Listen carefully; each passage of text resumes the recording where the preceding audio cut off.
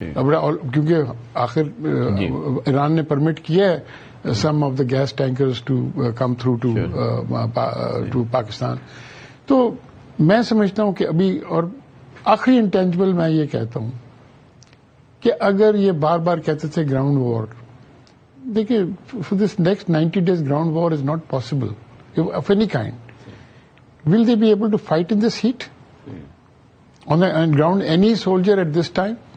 Right, because یہ تو worst time ہے ویدر وائز. ٹھیک ہے، سو آئی تھنک اگر انٹینجیبلز آپ لے لینا ٹوگیدر تو یہ سب کے اس میں آتا ہے. دوسری بات آن دا ادر سائڈ، ایران نے بھی ریپلینش کرنی ہے.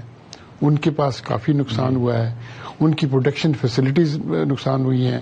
وہ اب نیچرلی وہ ریپلینش کیا کر رہے ہیں، وہ ڈرونز کی ریپلینش کر رہے ہیں. ان کو آپ دیکھیں، وہ کہتے ہیں کہ نیو اینٹی ڈرون ڈیفینسز ان کے پاس آئے ہیں، اینٹی میسائل ڈیفینسز آئے ہیں، انہوں نے آلریڈی استعمال کرنا شروع کر دیا ہے. تو پھر آ جاتا ہے، اور آپ نے رائٹلی کہا، division within U A itself. Abu Dhabi کی ایک اور سٹینس ہے.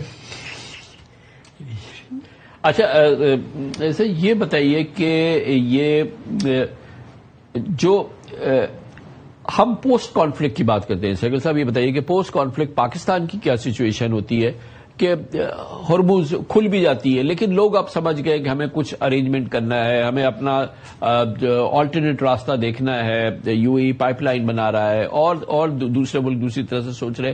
جو سینیریو ایمرج کرے گا پوسٹ کانفلکٹ، جس میں کہ ایران ہمیں شاید بہتر وائبرنٹ نظر آئے، اکنامکلی انٹیگریٹ ہوتا ہوا نظر آئے، اوور آل ماحول پاکستان کے لیے اس وقت وہ کیا سچویشن؟ ٹھیک ہے، ہمارا گلوبل پریسٹیج، ہمارا اسٹیچر، ہمارا ہر لحاظ سے بہت بہتر ہے، لیکن آن دا گراؤنڈ پاکستان کے لیے کیا ہے؟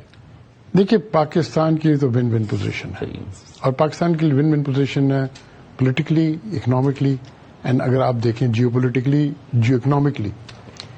بات یہ ہے کہ اگر یہ سب سے پہلی بات تو سینکشن ختم ہو جاتی تو آپ کی گیس پائپ لائن تھرو ہو جاتی، تو آپ کی انرجی شارٹیج امیڈیٹلی ختم ہو جاتی.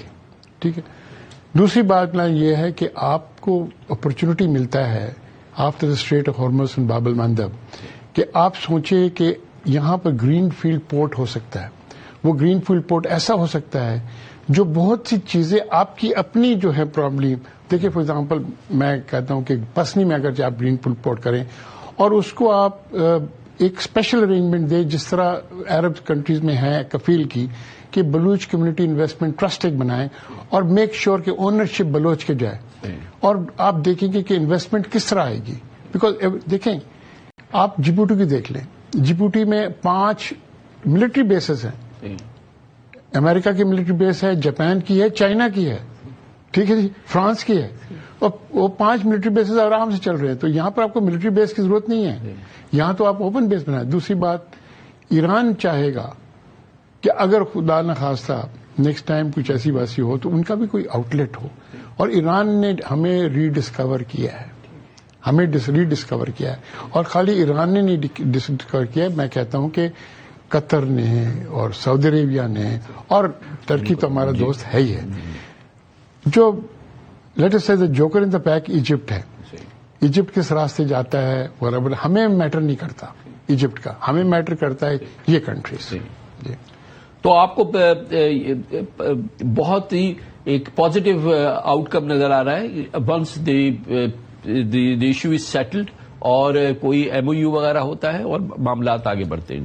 دیکھیے، سب سے پازیٹو بات میں سمجھتا ہوں، and I give credit to the chief of defence forces Asim Munir. Without doubt he has played a major role in this thing, and I think he has guided this into certain direction, and he is trusted. Sure. Now that whenever somebody sits down and he does negotiation, he must be in a position that he is trusted by both the sides. Sure. ٹھیک ہے. اور guide جو کیا ہے آخر ایران جو ہے، جو اب کچھ بھی کر لے after the Shah of Iran کی پاکستان کے ساتھ کبھی بھی ایک فرینڈلی پروسیجر نہیں رہی ہے. اور آپ کی جو میجر پرابلم ابھی ہے وہ بلوچستان کی جو ہے، وہ کبھی بھی سالو نہیں ہو سکتی جب تک آپ کا فرینڈلی ایران نہ ہو. ٹھیک ہے.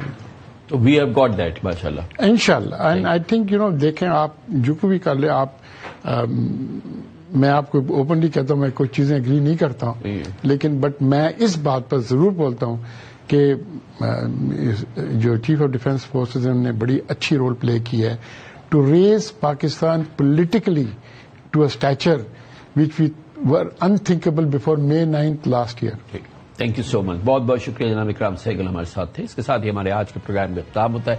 کل آپ سے پھر ملاقات ہوگی انشاءاللہ. کل تک کے لیے کامران خان کو اجازت. اللہ حافظ و ناصر.